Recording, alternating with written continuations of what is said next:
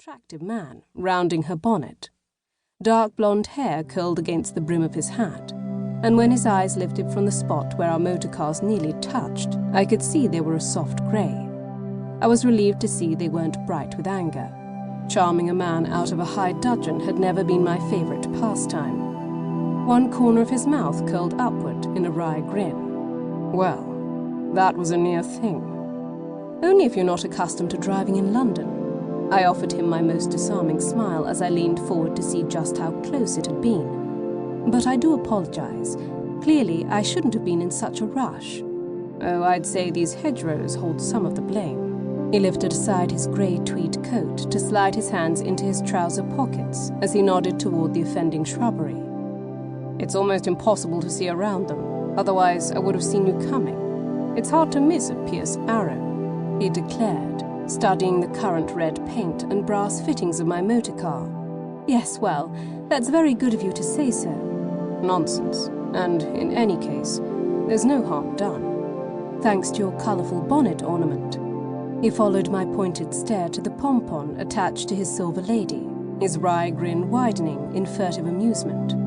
There must be a story behind it. It just seemed like it should be there. And that's all there is to it. He shrugged. Does there need to be more? I tilted my head, trying to read his expression. I suppose not, though I'll own I'm curious where you purchased such a bold piece of frippery.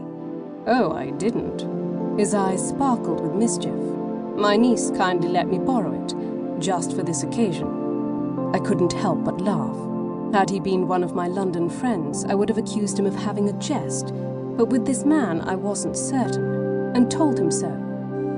I'm not sure if you're quite serious or simply having a pull at me.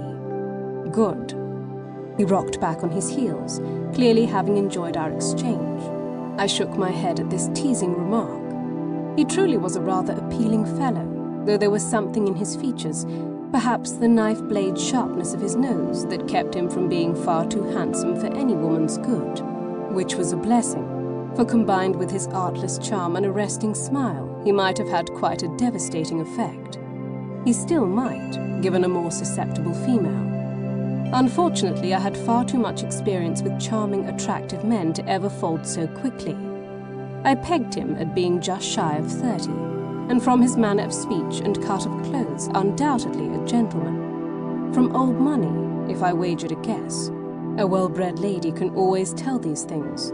After all, we're taught to sniff out the impostors from the cradle, though it had begun to matter less and less, no matter what my mother and her like said about the nouveau riche. He pulled a cigarette case from his pocket and offered me one, which I declined, before lighting one for himself. If I may be so bold, he remarked after taking a drag. Where precisely were you rushing to? Poole Harbour. There's a boat I'm supposed to meet. I sighed. And I very much fear I've missed it. To Umbersea Island. I blinked in surprise. Why, yes. I paused, considering him. Are you also on my way to Walter Ponsonby's house party? He finished for me. I am. But don't worry, they won't leave without us. He lifted his arm to glance at his wristwatch. And if they do, we'll make our own way over. Well, that's a relief, I replied, feeling anything but. Some of the sparkle from our encounter had dimmed at this discovery.